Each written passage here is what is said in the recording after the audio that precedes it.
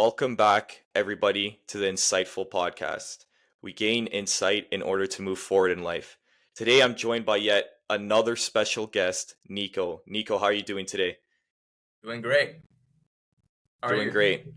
Good, man. Good. I'm excited for this podcast. I feel like I'm gonna learn a lot. The audience is gonna learn a lot. So let's get straight into it. Do you want to start with introducing yourself, explaining who you are and what you kind of do? Sure, let's get it. Who am I? Well, you could say I'm a content creator right now, and I make these videos online about here's what I did. I analyzed the body of Christ, which is in the Bible, the people of God, and we have different roles, we do different things, and I looked at it and I was like, we're lacking the hands. We have the preachers, we have the mouth, 100%, hundredfold.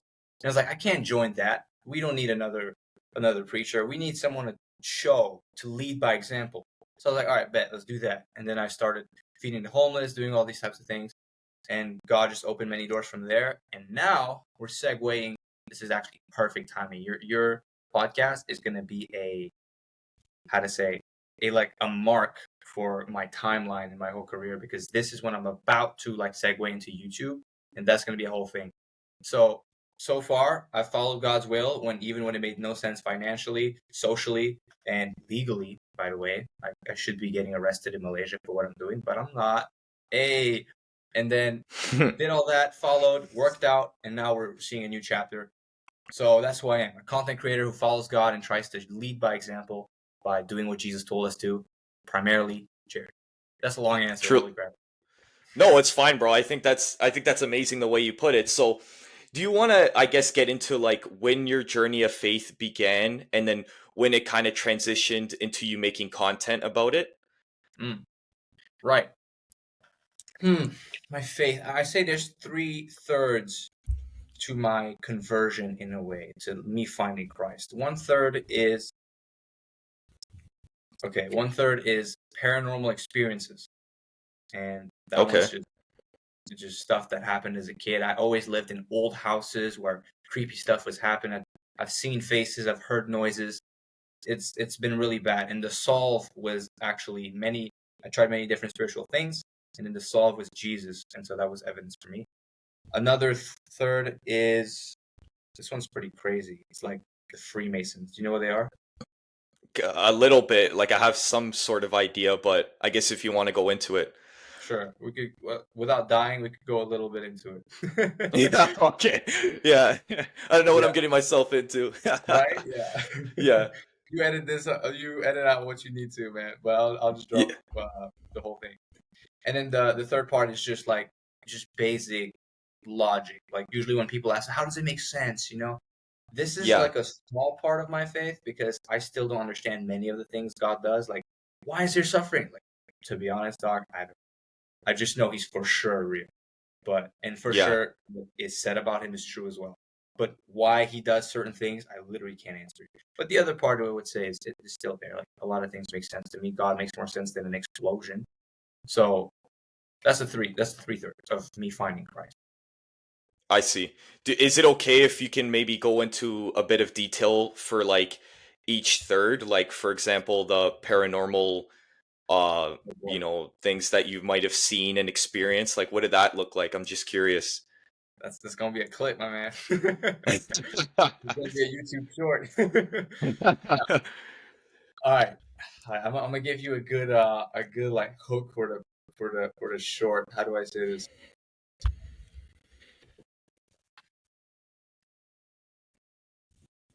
When I was a kid, I saw a ghost face. Here's what happened. Okay, then you can clip that. Right? Let me get into that.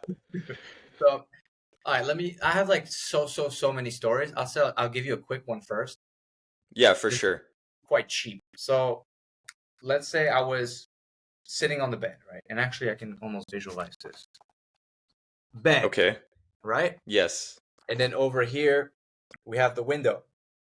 Mm-hmm. I was pretty much over there. I was sitting on the bed, and I was quite young, and I was playing Clash of Clans. And as I'm playing like this, I feel the aura, in a way, of the whole room absolutely switched up. Some kind of weight just came in, and imagine you saw a lion or even like a huge wasp on your hand. You have this like sense of fear that just weighs down on your chest and face. And I had that without any trigger. Nothing external happened, but I had the feeling of fear. And I was confused. It was more confusing than scary because, like, why am I scared of the barbarians? What is it? So I look up and I see the window, and this, I'm telling you, my wall was painted black back in the day. By the way, this is not my room. But my wall was painted black, and my windows are tinted. So it's kind of hard to see, but there was this gigantic 8 foot tall silhouette behind me. Oh And I my remember being gosh. like, okay, either that's right there, or the wall's black, it's night outside, and I guess it's Mm-hmm. playing tricks. So I like still super scared. I turn around slowly, and then there's nothing. And I'm like, oh, okay. So I'm guessing it was, just the dark, I guess. And I look back at the window, and it looks different. It looks like the thing is not there anymore. So even though it's all kind of dark-ish, that form that was there earlier is gone, and that feeling of fear is also gone. So I was like, well, that happened. You know what I mean? So Holy. yeah, yeah, that's one story. So lots of stuff like that would happen throughout my life, like little stories like this, and literally, like my reaction was just like, what can I do? I had this huge mindset of no matter what is thrown at me in life, I can deal with it. Okay, my Batman, my parents die tomorrow. Okay, I can find someone who wants to adopt me because I show traits that are good in a child. There's a bully at school. I can train. I can fight him. I can find a friend who's tougher. I always felt like I could do something in the material world, but I knew, and this was at the top of my mind, I was like, with this paranormal stuff, with this sector of my life, if my life was a pie chart, this section is just me getting bullied by demons. I didn't know it was demons at the time. I thought it was dead people. Newsflash: dead people are either in heaven or hell. Not here. So it's always a demon. But I remember thinking there's literally nothing I could do. I just gotta wait. For example, what's it called? Sleep paralysis. I had that like Yes, yeah. every other night. Every other night. You sleep once, and then the second time, a demon's in your room. Sleep once, demon in your room. I was 16 years old, 6 foot tall, like heavy and built and everything, still sleeping with the lights on. Like, Holy, bro. big, and my mom would ask, like, why? And I was like, I hear voices. That's what she told me. I said, I forgot I said that actually. So this paranormal stuff was just a huge problem my entire life. And I told you I was 16 years old, very mature, and still scared of the dark. And once again, I'm not scared of the dark. I'm scared of what's in the dark, which, by the I get way, it. is disgusting. And so when I'm 17, everything flipped around. This is how. Oh, this is so good. Thank God I get to say this on my podcast. So I almost died because of these demons. The scares for them, I don't know what the objective is, but there was this one time they tried to kill me. It was when I went to France in my grandparents' house.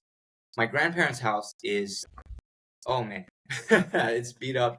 It's dusty and it's old. Like People an have older died. house. Yeah, oh yeah, older house. Picture of older house. And I was going there that year, and the beautiful thing is that the next year is when I did all the cool stuff, which is the stuff people know me for now, all the Jesus stuff. Which means I know now, reflecting.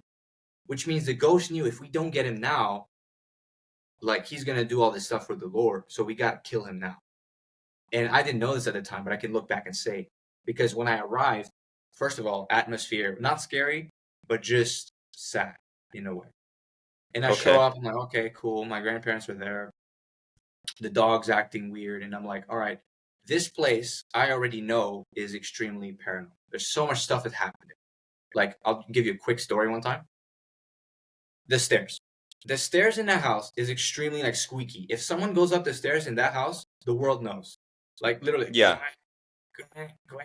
And so while our aunt was staying with us, she would like go upstairs. She was the only one sleeping upstairs, but she had left the day before. So she'd been up with us for 10 days and now she left. And the night she left, we heard someone go upstairs and everyone was like, oh, it's her again. And then they realized, oh, wait, no, it's not. Okay, so if it's not her, it's someone in the house because everyone was in the room where we all slept together. And we were like, all right, well, let's check upstairs. My grandpa took a flashlight and I took a knife. I went in front of him because I was like, if there's a stranger upstairs, he's going to smoke my grandpa. So I took a knife, a hunting one, is a really nice one. And I was like, I'm going to go in front. And so in a tactical sweep fashion, I kind of went into every door and just like, okay, there's no one in there. Closet, I would open the thing. Okay, no one in there. Check everything. We checked the whole like floor until it was up to this one door. And I was like, okay, I'm gonna open this door, and two things are gonna happen. One, there's someone in there, and it's a fight. Two, there's no one in there, and I'm gonna be traumatized because it's a ghost. Yeah. Someone clearly went upstairs. I hold the doorknob, look at my grandpa. I'm like, okay, we got to do this. Slowly, this last 2 seconds, but really it's like 4 years. Open it quickly. I'm like, I'm ready to stab someone. And then there's no one. And I'm like, oh, great. So, ghost. That's even worse, probably. And as an unbeliever, I would love for it to be a ghost because then you could just smoke him in Jesus' name. But as a believer. But As a believer, an yeah. unbeliever, like, I wanted it to be a man because then I can deal with it, as I said earlier. Yes. Here I can't. So I had to bear with the fact that just happened. So that story was just to give context to what this house is, right? And so let's get into the story where I almost died. So that was probably when I was 14, maybe 13. And now let's talk about when I went there and almost died. So I was 16 years old. Next year I was about to do all the cool stuff. And I saw faces. This is where I saw the most. Like, I usually hear a lot. I'd get bad dreams, but this one I saw. Quick story. I was working out. My dad used to have these rings. They were rusty, and he would do pull-ups. And I was doing that. I was like pull-ups, push-ups, pull-ups, push-ups. And my speaker was all the way over there. And it was next to this huge door. I'm talking 8-foot tall door. And this 8-foot tall door, I'm not sure why. You could probably Google it, but there was this like kind of see-through window on top. And I guess it's because they had the fire in there or something. But I guess this window was there. As I'm doing my workout, and I remember exactly what's happening. It was the Creed song was playing, and I was like feeling it, you know what I'm saying? And I was done. I walked towards my speaker to get it to leave. To me, that's life, right? We're done. And as I walk through, I see this disgusting zombie-looking beige brown face, like 8-foot tall door once again, like at the top of the door. And I'm like, I froze. And trying to cope, I was like, maybe it's an ugly reflection of my face because this freaking little see-through window is disgusting. Maybe it's dust. That's cope. So I go back where I was when I saw the reflection, which is 2 steps back. And to my surprise, there's no reflection at all. I'm like, okay, I'm gonna wave my arms to see if there's reflection at all. I wave my arms, and it does nothing. And that's when I knew it was see-through. And immediately I froze for like a minute. I was like, if I turn around, am I going to get jump scared? Like what's going on? So I slowly kind of like walk out the room. I go get my dad. I'm like, Dad, help me get my speaker. He walks me to the speaker. And then he's like, what the hell was that? And I'm like, don't worry about it. This house is disgusting. So stuff like that would happen during my 2-month stay. And long story short, the nearest they got to the goal, let's say this is the goal. The goal is Niko dies and he doesn't do all that stuff next year. The closest they got is that they had me. I used to have this thing. I thought rap was weird and there was too much drugs and violence. And I was like, let me pioneer the space with happy rap. So I came up with these beats, happy type beat, and be like this I spy with my little type of vibe. And that was my whole thing when I was 16. So you were making music like you were rapping as well? Yeah. Oh, sick. That was back in the day. Yeah. I might hop. You know, never know in the future. It might start again. You never know. Happy rapping is not a bad idea. But either way, that's what I used to do. And it was so out of character for me to write a sad song. And because I was so depressed for no reason, by the way, there was no reason. Like, my life was good, but I was still depressed and there was nothing I could do about it. And I guess it's just demons. And so I would see these scary things. No one would believe me. They would think I'm crazy. The weird thing as well, this is so weird, but my voice could hardly be heard. So I would speak, and people would be like, huh? It was so... I don't even explain. I don't even know what it is. And then, of course, I wrote a sad song. And that sad song, I still remember how it goes. It goes like, I want to die. I want to die. That was the hook. And for me, specifically, to write a song like that was so out of character. And I was in the hallway just at 3 a.m. as everyone is sleeping. I was writing this song. And I was like, you know what? I do want to die. And I take the shotgun of my dad because of my grandpa, because he's a hunter, and so he has Mm-hmm. these bullets and he has these rounds, and I'm like, yeah, what's the point of living? I was so sad, I was miserable. People think I'm crazy. My family doesn't love me because they don't talk back. I literally thought, I was convinced I want to end it. It was so weird. So I pick up the freaking shotgun and I put it to my forehead and I sing the song and I put my freaking thumb on the trigger and then I don't pull the trigger. And I Holy. put the shotgun back and I go back to my room and I sleep. And that was the closest they got to their goal. And then after they kind of messed with me a bit more. But that was all those stories sums up my paranormal problem. These demons were on my cheeks, bro. They were trying to get me. Yeah. Damn. And then go That ahead. that is insane, man. Yeah. Wow. So, yeah, that's just a lot to take in. Yeah. But after that, so when did the social media part get into it? And no, sorry, let's actually reverse a bit. So, after those occurrences happened, when did you actually go to Jesus and you started to believe? And when you did start to believe like wholeheartedly, did Yeah. these things still happen to you? Dude, you asked a perfect question, bro. You asked a perfect question. Yeah. So I'm 16, survived the 2 month stay in that house, and I came back. And I remember I probably could still bring up the text.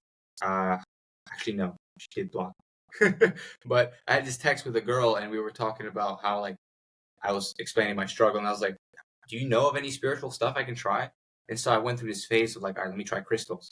Still got the sleep paralysis. I tried evil eyes, sleep paralysis. I tried Buddha. Fun fact, all my Buddhists, I'm sorry, from an unbiased perspective, does not work. Literally, it does not help. As someone who's been like victimized by these demons, Buddha does not step in. Bro just watches. So that's take that as you want. And then I got to Jesus, which came through like this would be too hard to explain. Like little signs. Like you think at you think at the right time, maybe Jesus is the answer. And then a truck goes by with a Jesus graffiti. Like little signs, it I would get what make you're me saying. Like, yeah, get it. yeah, like little coincidences, but in my opinion, they're not coincidences. Ding. That's right. I agree with that. I think they're signs. And so I would get Mm-hmm. these and I considered Jesus. So I was like, sure, let's give Jesus a try. And I started learning about Jesus, and I even met a girl that was heavily into Jesus, and she helped a lot. She helped a lot with healing, kind of like not church trauma. I don't have church trauma. I just had a bad image of Jesus, and so she laid that down, and then for the facts to go through, and the scripture started hitting, and then the Freemason thing happened, where I found out. Long story short, I can probably go into it later if you want, but long story short, in Freemasonry, there's evidence that Jesus is their enemy. And so if he's their only enemy, their objective is to send you to hell. Oh, he's the only answer to heaven. So that made sense. So I took in all this research, like the Bible, Freemasons, and I was like, all these facts were happening. I was like, whoa, okay, Jesus might be the answer. So I became Christian. And then here's the beautiful part. Here's the nail in the coffin for the demon stuff. I became Christian. And I remember when I was 16 and I left my grandparents' house, I was like, I am never going back. I love my grandparents, but we can book a hotel. I am not going back in that house ever in my life because I'm gonna die. Mm-hmm. But that when I found Christ, I was like, look, it's all or nothing. Because if I'm gonna actually give my life to Christ 100%, I need to know it's not a hoax. And the one thing I know is real is the face of that demon. It's the cup moving on the table. It's the door swinging open in that abandoned building. It's I know this is real more than anyone, and no atheist can come along with any science to tell me that it can happen. So to prove to myself, I was like, all right, I'm gonna full send. I'm gonna go back to that. I'm gonna go back to the house, and I'm gonna test the demons. I'm gonna fight them. I'm gonna provoke them, and I'm gonna ask Jesus to protect me. That's all I'm gonna rely on because He's all I know. So I did it. I said, yes, you know what? I'm coming. Family was happy, showed up. First thing I noticed, people heard every word I said. Remember when I said that I was muffled for some reason? Well, Yeah, that your year, voice. there was a key moment where I was like eating at the table and then someone said something and I was like, shit. And I said it like slightly and then everyone heard it And normally in that situation, you'd be like, oh, damn it. But I was like, that the muffle thing doesn't work anymore. And so like I also didn't feel sad at all. The dog was acting okay. And I was like, this is interesting. And here's the best part. This is almost fake. It's almost like a movie. Someone could write a movie about my paranormal lore. But we brought in this medium because this problem I had at my grandparents' house became a whole family story. Everyone knew Niko got freaking destroyed by ghosts in that house. And so my aunt, which is very spiritual, new age, she was like, all right, let's invite a medium to talk to the ghost. And so this guy walks in, he has all these tools, beep, beep, beep, this freaking thing that he hits, does vibrations or whatever. After he scans the whole place, he said, well, there are in fact some people here. And the guy died right there. Oh, wow, Mm-hmm. right there. That's Yeah. unsettling. And the worst part about right there, it was this really long table where two mirrors are. And this long table, it has lore because my aunt, she works at the bank. And working at the bank, she can work from home, and so she stays with my grandparents to spend time with them. She just works there, and then she spends the rest of the day with them. She would always go through the hassle to taking this like freaking DIY like foldable table, and she would put it on the other side of the room instead of using the table that's right there in between the mirrors. Mm-hmm. And I was like, why would you? One day I asked her like before the meeting, I was like, why'd you do that? Why every time go through the hassle, sit on the table right there? And then she was like, when I sit there, my legs are cold. Huh. So now you're telling me this place where she can't sit because her legs are cold is where the guy says that someone died. And so we asked him, all right, give us more information. Well, he used to live here all the time. He loved this house. He doesn't want to leave it. This is probably the story the demon was giving him. Point is, this is the worst spot. This is the hot spot. Plus there's mirrors. That's like cliche horror movie. And so I'm in this position. I'm like, all right, I officially found the worst thing possible. Like, we're in the worst house I know and the worst spot I know. I need to prove to myself that God can protect me.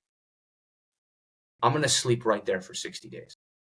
So I took my mattress, laid a mattress on the spot right where he said it was. I was like, here? He's like, here. All right, mattress is here. They're like, why? I was like, I need this. I need to know. And so I slept there for 60 days like a baby. And 60 days. guns blazing, bro. I would be like, any demons tonight want to try something? Please. And I would go to sleep. And nothing happened for 60 days. So that to me, that's a big bang. Forget it. Yeah, that's amazing. Holy, bro. Even to have, like, I guess the courage comes from God, but to have that courage after all you dealt with to do that is insane. Yeah. Oh, 100% comes from God. 100%. Oh, yeah. Sometimes God takes over and just makes you bold. Literally. For sure, yeah. I want to ask you, so, some people say that the demons they deal with is in their own mind, if that's through self-doubt or through hating themselves, whatever it might be. Why do you think, I don't know if you have an answer to this, but I'd like to hear your opinion. Why do you think some people maybe have those internal demons while others have these external manifestations of them? Interesting. Why do I think that is? A different version of me would have answered you like, oh, the ones who are attacked more brutally, or the ones where the demons know their calling. Like, for example, for me, my conclusion of like, why did they try so hard when I was 16? And I was like, well, because when I was 17, I did all that. So perhaps the physical manifestations are a like less subtle way of haunting you. Mm-hmm. But then again, the internal one is also like very like low key, like I'll ruin your life and you'll never know. And it's super powerful. For example, for me, if the demons were internal and I never had ambition, never had hard work, never all of that, maybe that would have been more lethal to my purpose. I don't know. But True. why that is? Maybe generational commitments. Maybe someone in your family did witchcraft. Right. That's my only guess. Okay, I see. You think in a way, if something happens in like your bloodline, it's kind of like a curse in a sense to the rest of your like family. It doesn't have to be that. It could also be someone sending a curse. But I think it has something to do with yeah, I guess witchcraft. I see. Okay. So my next question for you is, besides all these things that you dealt with in the past, how has your life changed for the better since accepting Christ and believing in Christ? Oh boy.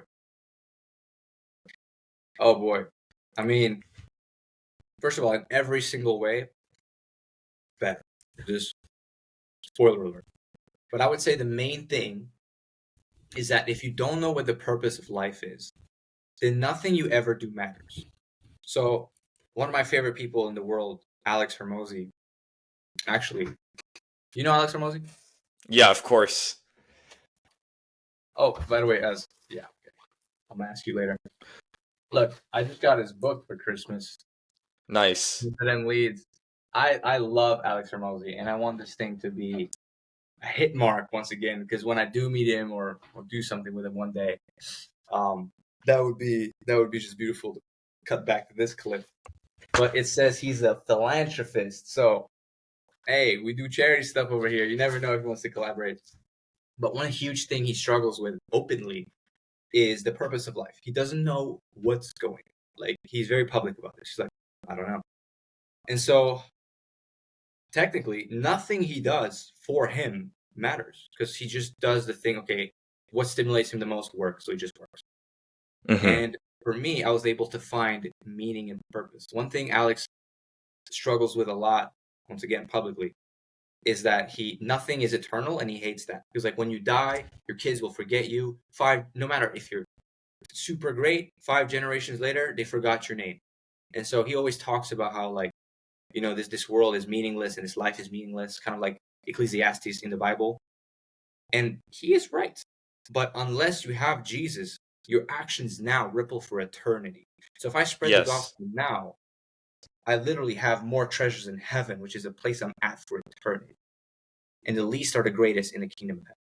So now that I know that Jesus, literally the most reliable source, came along and said, hey, this life isn't meaningless. There is a purpose, and you do have a task and a requirement that ties with this identity you claim if you follow me. And I'm like, oh, great. So I'm not chasing dopamine. I'm not pursuing happiness. I'm pursuing something that literally ripples for eternity. And that changed everything about what I do. Because now when I work out, it's not just, oh, it's for the babes.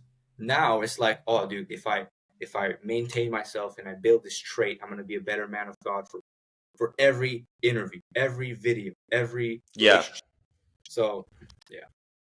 It's like every aspect of your life now is in a way glorifying God. So Yes. everything you can't like I think when you have something like that kind of purpose tied into what you do, it's very difficult for you one to doubt yourself or for you to give up because there's such a greater reason to do what you do because most people like you're saying are only doing things because one they feel good, two maybe they want validation or whatever it might be. But if you tie yourself and like what you do in life for God, it's a better existence in my opinion, you know? Hmm. I agree, 100%. Yeah. So I just see that like when people don't have God in their life, I could see why it might feel meaningless or like there's no reason to do what you're doing. And then in my opinion, it's like, what's the point of living then if you can't find a meaning? And even some people that maybe don't believe in God, but they have a meaning to live, I think that's like respectable too, you know? Right. Oh yeah. Yeah. Trying to find out the meaning to live. Been doing that since I'm a kid, bro. I've been trying real hard. I'm talking like whiteboard. I was 14 with a whiteboard trying to break down. Okay, what is life? Okay, life is in time. Time is in days. So your moments define your life. Like I was literally trying to break down what life is. Obviously, it didn't work, but Jesus did it. So Yeah, you got the answer now, so that's all that matters. yes, sir. Oh, by the way, So my next go ahead, bro. side note: the purpose of life uh for anyone that like trying to read the Bible and trying to understand that, it's like, okay, he said he knows it, but he didn't say it. I want to say it right now. By the way, it was given to me by God. It's a very quick story.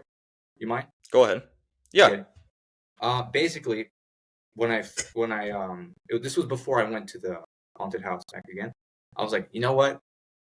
since God, you're real, I'm gonna pray to you and ask this question I've always dealt with. What is the purpose of life?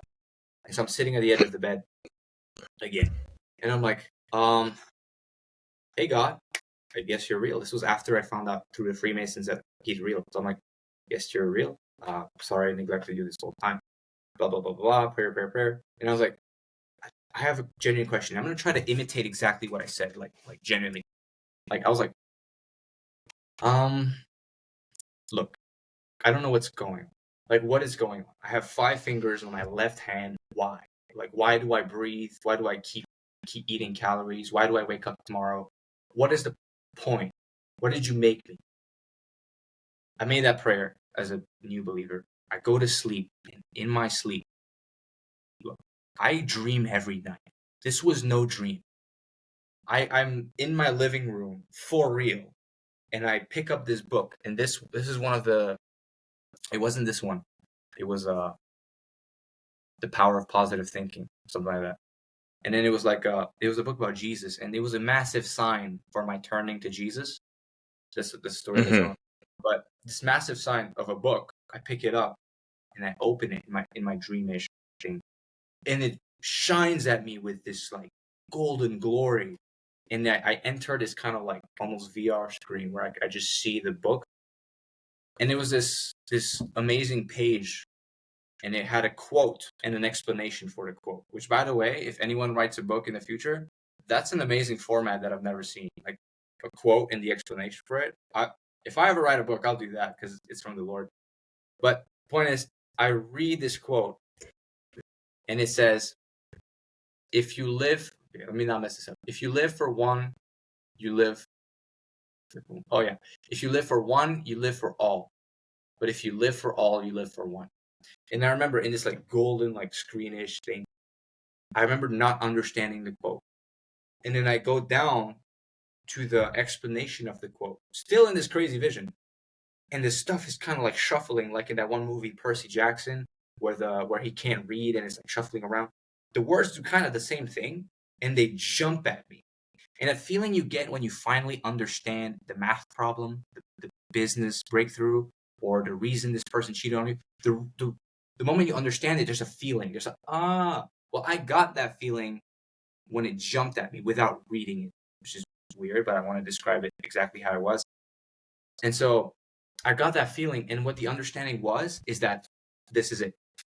If you live for one, if you live for God, you live for all. So if I'm doing things for God, if I live for God, my parents benefit because I'm honoring my parents.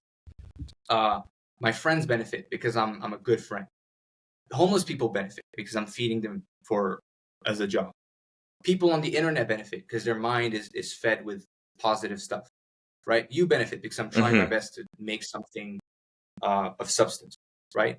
So by Yes. living for God, you live for all. And then the second line is, but if you live for all, you live for one. And the meaning is, if you live for this refreshing drink, this AC room, the girls on your phone, the drip in the closet, this life of pleasure. If you live for all, you live for one, and that's you. So the purpose of life, Wow. and then I woke up and I checked my phone by instinct for no reason, and the time was 5:55. Now I'm not an angel number freak, but that was the time. And so, for anyone seeking the purpose of life and they stumbled upon this from God, that's what He told me, and that's what I followed. Pretty much, do His will. That's what it is. Yeah, no, that's amazing, bro. Just to see that in it's like you're saying it's a realization. It just hits you like, okay, now I know the answer and now I know what I need to do. Yeah, yeah, It's truly amazing, bro. My next question for you, bro, is why do you think many more young people nowadays are starting to become practicing Christians? Because it's much more of a common thing. yeah, yeah. You see the uprising as well? Yeah, like I could see it through social media, through the people around me as well. So I want to get your take on that. Yeah. So about that, I totally agree with it. I wanted to ask people around me, like, am I the only one seeing this? Because let me name three reasons why I think that is. One, Mm-hmm. Cliff, I don't know how to say his last name, but Cliff is famous. What does that tell us? It's an old guy preaching. That wouldn't go viral in 2016. So this is a new demand for a new type of content. Interesting. Number two, Christian TikTok. I don't know how many views it has now. Hashtag Christian TikTok. But it has like billions. It's not millions. It's billions. So, okay, so there's more demand on short form. There's more demand on long form. This guy's literally famous. This guy's on Logan Paul's podcast. And then the third thing is the people around me.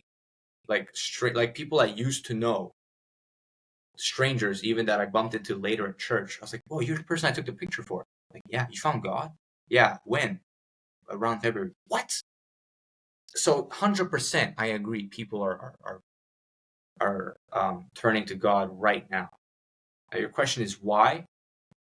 I think it's because we're in the end times, and there's a mass revival before the end times. I think that's what it is. For sure. Yeah, because it's almost like there's definitely reasons, like you're saying, like these people that are getting famous, like for example, like you're saying, Stewart and Cliff, George Janko, these guys are getting Uh-huh. famous, and their whole content is based around Christianity. So that makes sense, but it's also like you're saying, some of it's like unexplainable in human terms because I don't know about you, but like your whole occurrence with finding God and finding Jesus was finding the answer and stuff. But for me, it was like I grew up Catholic, grew up like did the sacraments and all these things, but didn't really believe like in my heart. And all of a sudden, it was 2022 November, and I just get this weird desire to like start going to church and start like learning about God and learning about Jesus. And I can't explain why that happened. You know what I Damn. mean? So it's like even that's like very crazy to me because it You didn't wasn't have like like there a was friend that someone went. that said something to me. No, there was no like reason. It just happened out of nowhere. Damn. So I think it's a good thing to like reflect on and I guess appreciate in a sense because more and more people are starting to believe and it just makes the world a better place in my opinion. That's so interesting. Wow. So the Holy Spirit was just like, yeah, let's take him back. Wow. I think so, That means you like have a that calling. must have That's been what it was because smart. yeah. Yeah. All right, Nice. bro. Let me see what's next. Okay. So my next question for you, bro, is you do a lot of preaching. I've seen the videos of you knocking on people's doors and speaking to them about Jesus. So how do you overcome that social anxiety when you are preaching the gospel? Mm. Ties back to the purpose. It's like, okay, this phone doesn't matter if it can't call. And so even if it doesn't have feelings, but like if it can't call, you gotta trash it. And the Bible says if salt cannot flavor your food, you gotta throw it. And if I, as someone who knows, I'm informed, I'm blessed with the information that God is real, God is there. God put me through this story to make sure that I'm very convicted. Like there's no going back. For me, there's no going back. And Yeah. so I'm useless if I don't bear fruit. And I'm like, well, would you rather put up with a stranger and perhaps be judged or even get in a fight, even if someone wants to punch me in the face, you know, like go for it. It's better than that than me just being useless. You know what I mean? Or not answering my call. And I'm not saying people who don't spread the gospel are useless. Everyone has a different calling, I believe. And so, but usually you have to, pretty sure. But in whatever form it comes in, I knew mine. I knew mine. Like God has always made me a content creator. Like since I'm a kid, there's like old videos of me, and God has always uh, made me a social person. And I was like, all right, well, clearly, I have to do this. And if I don't, then my purpose is not being achieved. And just like a Hormozy mindset, I'm like, do you want to make that trade? And for me, it's like, no, I'd rather be uncomfortable than be useless. I see. Yeah. So is that what you bring to mind every time maybe you are preaching and you do feel a little nervous and stuff, you Oh just boy. bring that to mind and it helps you overcome it? Yeah, you could probably put this on. I went. If I don't know if you saw this video, it's pretty old, but I busted into this college campus. Did you see that one? I think I seen the one where you went into the club, but I'm not sure about the college campus one. I didn't see that one. I went to a college campus, like literally the teacher was giving a thingy, he was like talking, and I was like, I busted through the door and I was like, everyone! And the whole room went silent. And I was like, I have a very important announcement. And I explained that we're in the end times, and CNN's showing prophecies and stuff. And boy, that was probably the most like social anxiety challenging thing ever. Like afterwards, I was shaking. You know what I'm saying? So for that, I was like, all right, look, either I'm a big fan of greatness, and I know the Bible says you shouldn't chase greatness. You should chase Jesus, and Jesus makes you great. But I'm a big fan of it. I see Michael Jordan. I see all these people. I'm like, okay, well, they're great at what they do, right? Michael Jordan's not the best businessman, but he's the best in the world at throwing that rubber ball in that net. That's what he does. And he decided, you know what? I'm going to be number one. Like, all right, what do I do? I want to be number one. What do I do? Well, you preach the gospel. I'm like, bet. Let's set a standard. If I'm going to be number one, I'm going to have the most balls. So I was like, all right, bet. And that desire to be number one was greater than that desire to uh, not look like a crazy man in front of tons of students my age who live where I live, which sucks. But Yeah. I thought it was worth it. Yeah. What was the reaction like afterwards? The reaction afterwards, oh boy, different people, man. Oh man, in that video itself, there's this. I was gonna say gay guy. It's useless to say gay guy who was like just rebuttaling me on everything. He was like, what you're doing is illegal. He's completely right. It's especially in Malaysia. And I was like, yeah, well, this is an important message. And he was like, well, you're like violating like 35 state laws. And so, yeah, all sorts of different reactions. Even like I'm in someone's house right now. That person heard about it from a friend. And they sent, like, the friend that was in the class recorded it and then sent it to all their friends. And the person that owns this house is literally one of the people who got it. So this thing spread like crazy. And people thought I was, Holy. most people thought I was crazy. And some people were like, what? He's not lying. So I would say mostly crazy. Some people are like, well, yeah, but Revelations, CNN. So that's kind of the reaction. Yeah, and I guess I guess putting in your mind that it's always worth it, and especially if you even touch a couple people, you know, if it was only the 5 people that took Yeah, what you said and, yeah, oh yeah, thought about it and applied it to their life, that's all you need. 100%. No, like I don't know why I didn't mention this, but one of my big motivations because you'll have two lawyers in your mind debating whether you should do this or not, and the one that won, which is the one that told me to do it, which is probably Holy Spirit. One of the big arguments was like, look, one person in there is just like you and needs to hear this. One person in there probably stumbled upon the same information and just needs a confirmation or a sign of God. One person in there prayed for a sign yesterday. I don't know, but like there's one person. Do it for the one person. That's what I thought. And so it was worth it for me to think that everyone was gonna think I'm crazy for that one person to find Christ. Yeah, that's a very important perspective to have, right?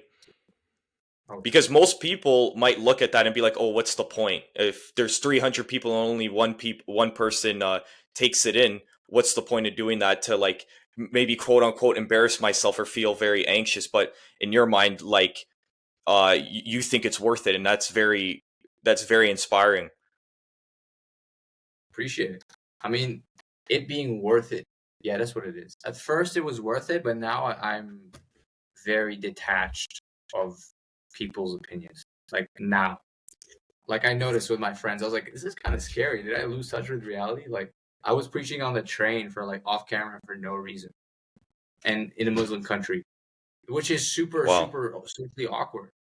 And I was like, I got up in a train, literally like a train station. I was like, everyone, blah blah blah blah. And I sat back down, and for the rest of the ride, I was next to the same people. And I turned to my friend, I was like, why do we not care? And I was like, this is kind of weird. So at first it was like logic. Let's make this trade. It's worth it.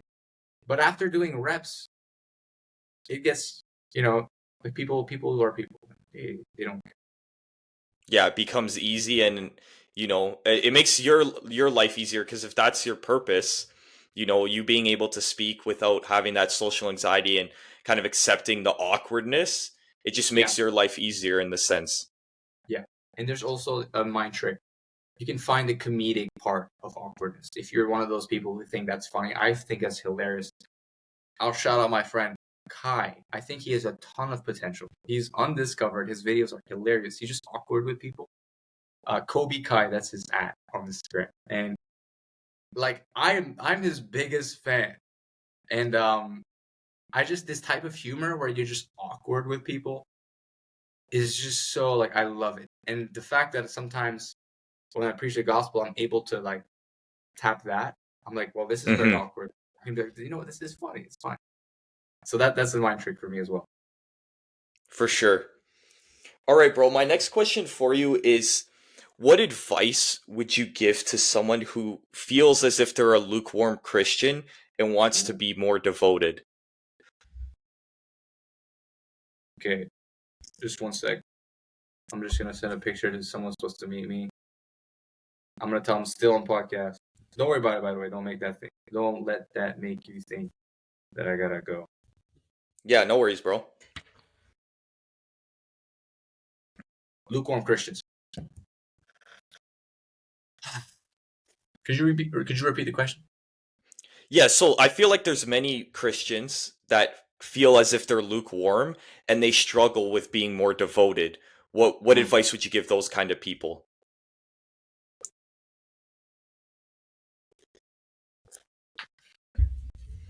There's usually one thing you don't want to give up. There's usually like it stands out like a sore thumb, and it probably popped up in your mind. It's like, oh yeah, that girl, that box of cigarettes, that something. Give that up. I think it's this is one of those which is simple, not complicated.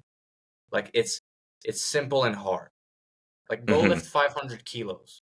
Well, it's pretty simple. You just lift it, but it's not easy. So Yes. that's what it is. Think of that one thing and be like, well, I know exactly what it is. It's that friend that I hate with all my heart. Well, guess what? Forgive them. And some people will hear that go, oh, forgive them. But they're there you go. It's simple. It's right there. And I think people often know the answer, but just don't do the thing. Like everyone knows how to get a six pack. Literally everyone. Eat less, work out. Everyone wants Yeah. one, but no one has. And so that's the same thing with Christianity. Yeah. It's like we all know what we have to do. We just don't do Yeah. We don't do it or we overcomplicate it and want to find a million reasons why it's not working or it. it's not happening for us. Yeah, makes sense. Mm. It's the best way to put it. I feel like the fitness analogy is so true because at the end of the day, fitness isn't complicated. You just got to go to the gym or work out at home, whatever you want to do, and eat healthy, eat less if you want to lose weight, eat more if you want to gain weight. But even that process, people overcomplicate it. Yes. Oh yeah. Oh yeah. I'm a huge on So fitness, by the way. you are, yeah. Yeah. Yeah. I saw your page, dude. Yoked. Thank you, bro. I appreciate it for Yeah. sure. I've been training for a while. What about you? Same. Same. I was that kid that was 11 years old sneaking into the gym, fat as well. Oh yeah, I used to be fat, by the way. I used to be a little Yeah. fat kid, and then that got me into. I got bullied for it, and I was like, you know what? I'm gonna hit the gym. Forget this. And then I got jacked pretty much. How long I've been training though? It's super on and off, man. Super on and off. But I would say on and off since 11. I'm 19 now. Okay. So you're a year younger than me. Whoa. Yeah. What's your age? I'm 20. So I was born in 2004. So you were born in 2005. Yeah, July 7th. That's Yeah. great, bro. Like this kind of like segues into my next question.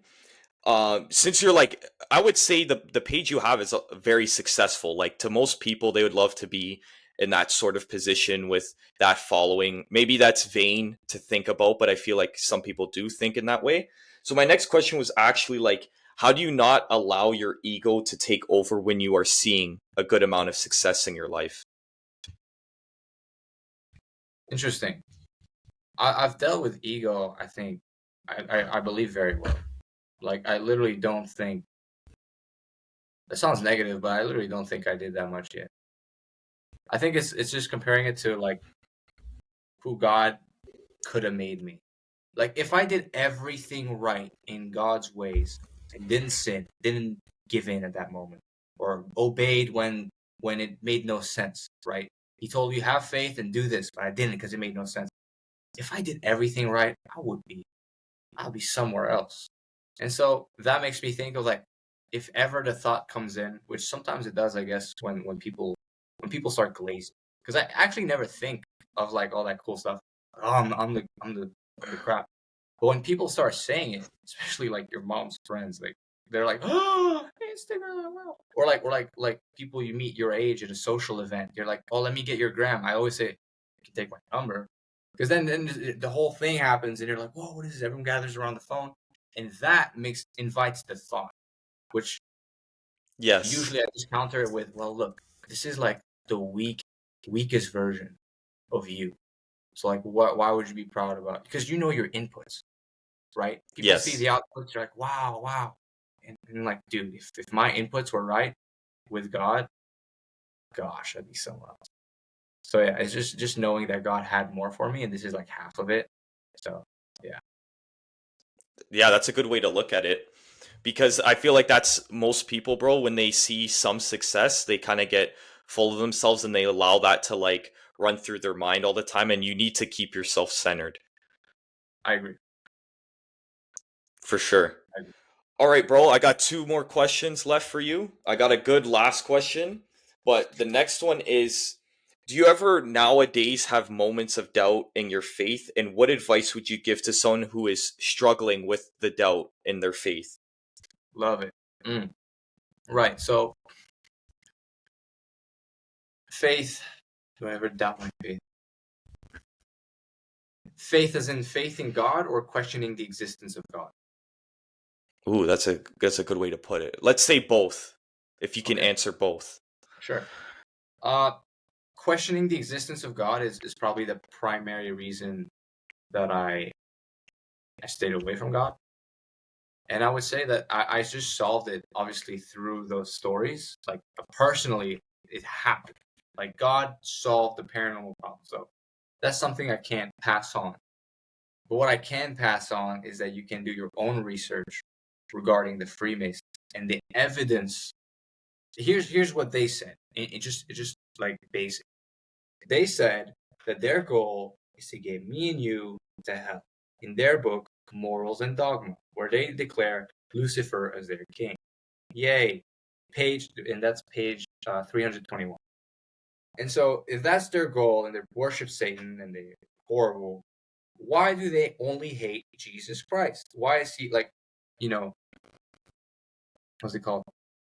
Um, all the blasphemy on like TV shows and even what was it? The freaking Olympics. The Olympics. Why did they do Yes. that? In the Olympics, right? Yeah. All that stuff. It's all the Freemasons. And so, why Jesus Christ? Why aren't they bashing Allah? Why aren't they bashing these other gods? And it's because he's the only way to heaven. And they proclaim, they don't proclaim that he's the only way to heaven in their book. They just proclaim that he's the only thing in their way. And so, logically, if they're very much real, then their opposition is even more real. So that's how I combat the existence of God. Because sometimes like some atheist comes along and he's like, yeah, this, and it all makes sense. And I'm like, yeah, but go read Morals and Dogma, please. The guy who prints your money says Satan is king, and you don't think he's true. So that's how I deal with like God's existence. Is that the people who run this world, print the money, write the laws, literally say that the other guy's real and we hate them. Well, that's cool. I'm gonna go with him. Thanks for letting me know he was over there. So Yeah. that's not what I do with the existence. And with the faith in God, I'll say this: try it once. Try it once. Try to be like, how's it gonna work out? Faith in God. Try it once, because if you go watch my Philippines YouTube video, there were 7 miracles caught on camera, like things that shouldn't happen. We asked someone for clothes, and they give us 500 kilos. That's a miracle. Who would have thought? So like stuff like that is just You just know it's God. And having faith is believing what you can't see and being like, well, this doesn't make sense. I know a guy. This guy's amazing. This is one of my favorite entrepreneurs, point blank. His name is Jonathan, right? And he owns Bray Bakery here in Malaysia. This guy opened a bakery in a freaking abandoned building. Every investor said he was going to fail. Every business owner alive said this is not going to work. He has probably one of the most popular bakeries ever. You ask anyone who's Bray Bakery, where is Bray Bakery? They know exactly where it is. In the abandoned building. Everyone forgot about 2 years ago. This guy just pulled it off because if God says open a bakery, it's like, ooh, that's a lot of money in this abandoned building. What? Like it makes no sense. But Jonathan had the faith, and he was like, ooh, damn, sure. And he did it, and he went 1,000,000 ringgit, the money here, I think 1,000,000 or 2 in debt. And then he just kept pushing because God said, keep going, keep pouring money. 2,000,000 in debt, your status drops. People think you're crazy. Cheat yourself. And he was like, I'm gonna keep going. God said to keep going. And then now, I'm like 10 million a year. Wow. Like that's faith. And so stories like that, if you don't have your own yet, because I have a bunch of stories where I just had faith and it worked out. Reading other people's like faith miracle stories, I would say start there. And then you can kind of take the first step they did, which usually looks like this is a cliff and I'm going to take the next step because God told me to. And then God's going to pick you right back up. So I would say go read some stories, some testimonies. You could start with this orphanage owner who had no food, and they were just like, let's pray for food, and it arrived at their door. You could start with that one. But yeah, in general, go look for miracle stories. They're all around the place. They're all around you. Go to church, ask people. Usually a testimony is a miracle. So God's still here. God still does miracles. That's my answer for the faith. Read people's stories and then take action to have your own. Amazing, bro. All right, for the last question to close out the podcast, I ask every single guest this question, and it is, Niko, how do you want to be remembered? That's a good question, man. Okay, that's an epic podcast. All right, how do I want to be remembered?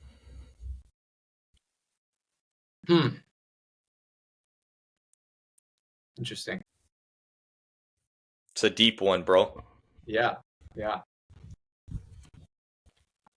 Thing is, I know that a different, wiser version of me will have a different answer.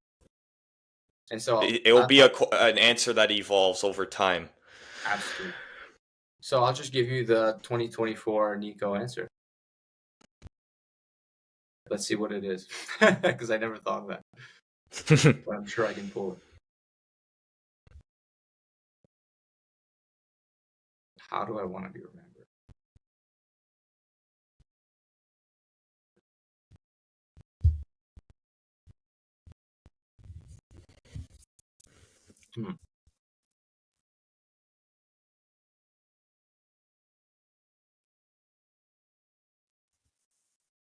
Is it something that you feel as if maybe you haven't reflected on before? Specifically remembered, I don't think I have, but I have quite a solid set of conclusions and beliefs in my mind, so I'm kind of shaping them together. I think I'm going to be able to give you an answer. Remember right now.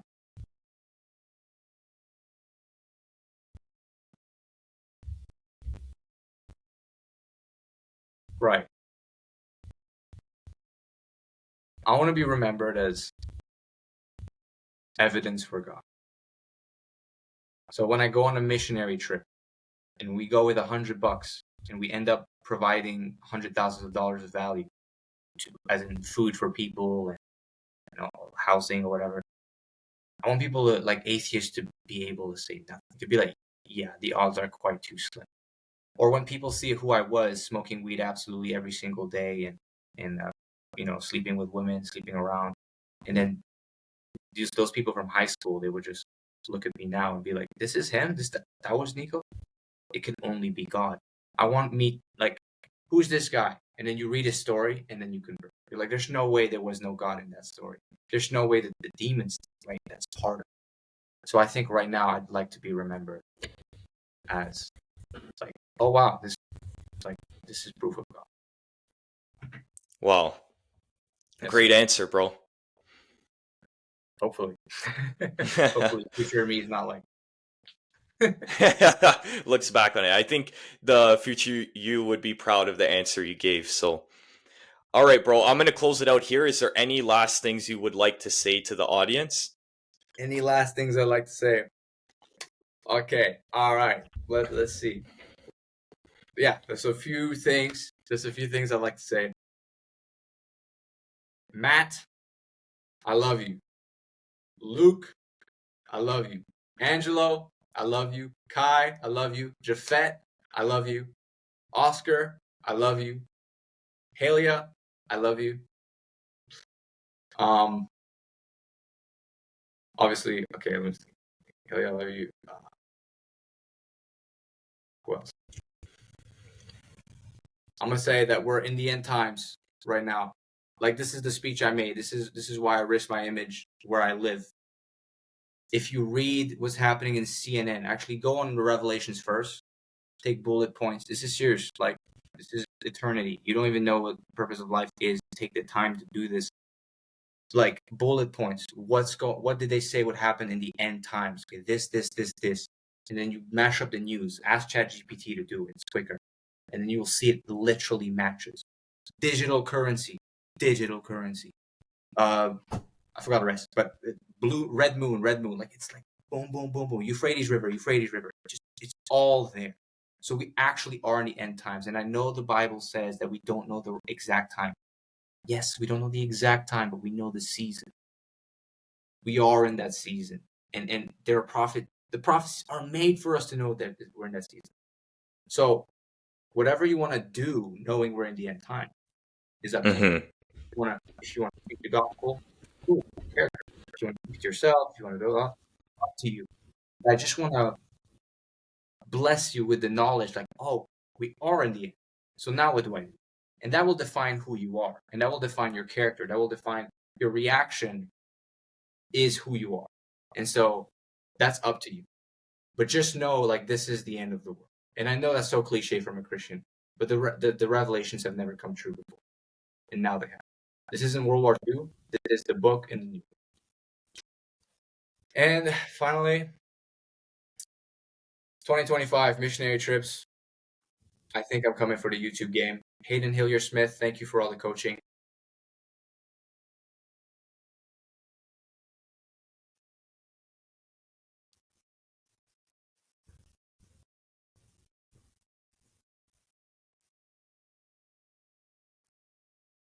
That's going to be epic. I think that's 2025. That's God's calling. And anything else? I love my parents. They're the reason I'm here. Awesome, bro.